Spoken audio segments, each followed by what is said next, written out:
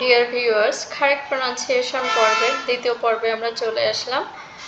তো এই পর্বেও আমাদের আরও 5টা রুলস আছে। এই 5টা রুলস আর আগের 5টা রুলস তো আছে, এরপর পরপর অনেকগুলোই রুলস আমাদের এই চ্যানেলে দেওয়া হবে। প্রতিদিন এটা এক্সারসাইজ করলে একটা সময় দেখা যাবে প্রনাউন্সিয়েশন পর্বটা আস্তে আস্তে অনেকটা ডিফারেন্স হয়েছে, অনেকটা অ্যাডভান্সে পরিণত হয়েছে। So let's start. তো আজকের আমাদের প্রনাউন্সিয়েশনের যে আমরা গত পর্বে 5 পর্যন্ত কমপ্লিট করেছিলাম, today is the time of 6. At the end of letter E become silent, অর্থাৎ একদম লেটারের শেষে যদি ই থাকে তাহলে ই এর উচ্চারণটা সাইলেন্ট হয়ে যায়। তো রুলসটা হচ্ছে কি, লেটারের একদম ওয়ার্ডের শেষে ই থাকলে এই যে ই এর উচ্চারণ হয় না। যেমন হচ্ছে এইট, এই যে এইট, বাইট, রোভ, তাহলে কি হচ্ছে এই যে ই, এই একটা ই, একটা লাস্টে যে ইগুলো আছে ই এর উচ্চারণ হলো না। Next, this is the time of 7.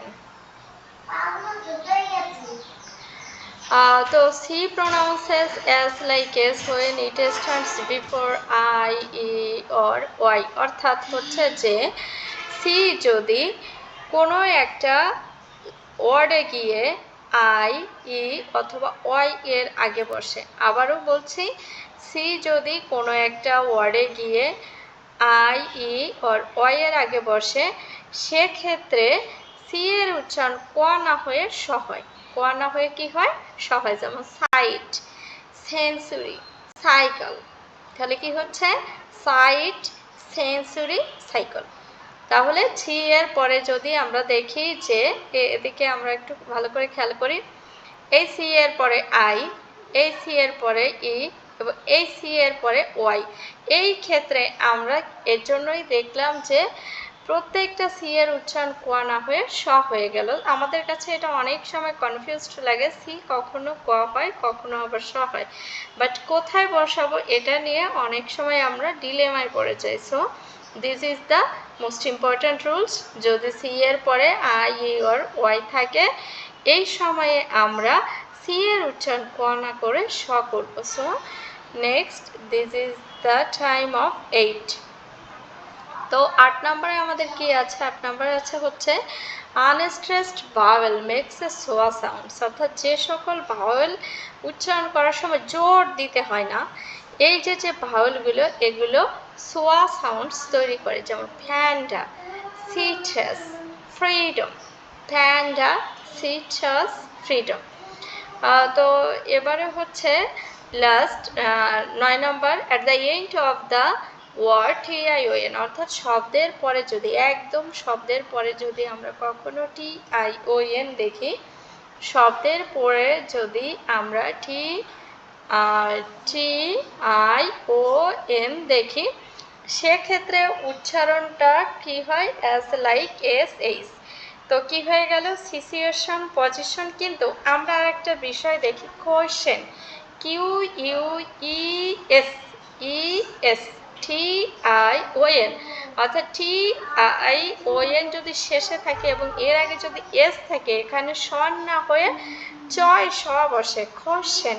এর জন্য কি হয়ে যায়? কোশ্চেন। এই রুলসটা আমাদের মনে রাখতে হবে যে সেন্টেন্সে ওয়ার্ডের শেষে TION থাকলে স হয়, বাট এই যে TION এর আগে যদি QUES, TION, QUES, লাস্টে কি আছে? এস, TION, তাহলে TION এর পর আগে যদি স হয়, এখানে চয়ের পরে স দিতে হয়।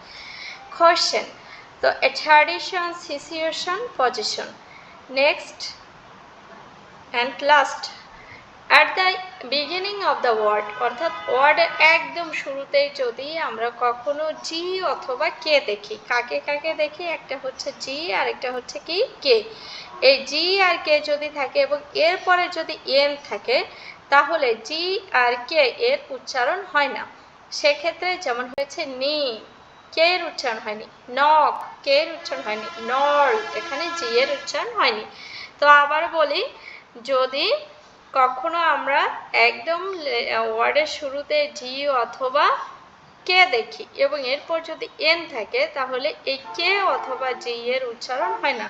সো আমাদের আজকের পর্বে যে 5টা রুলস আছে এই 5টা রুলসের আবার রিক্যাপ করি আমরা। তো ফার্স্ট যে রুলস ছিল যে সেন্টেন্সের ওয়ার্ডের শেষে যদি কখনো আমরা ই দেখি তাহলে সেই ইটা এর উচ্চারণ সাইলেন্ট হয়ে যায়, ই এর উচ্চারণ হয় না। এরপরে যে রুলসটা ছিল যে সি এর উচ্চারণ কখন স হয় কখন ক হয়। তো সি এর পরে যদি আই অথবা হচ্ছে ই অথবা ওয়াই থাকে সেক্ষেত্রে আমরা সি এর উচ্চারণ ক না করে স করব। আর আমাদের যদি আনস্ট্রেসড ভাওয়েল থাকে তাহলে উচ্চারণের বেলা উচ্চারণটা সোয়া সাউন্ড হয়। তো সোয়া সাউন্ডস কি, এটা আমাদের ফনেটিক্স কোর্সে আরও কতগুলো ভিডিও পোস্ট করা হবে, এখানে ডিটেলস বলা হবে, এত শর্ট করে বলা সম্ভব না।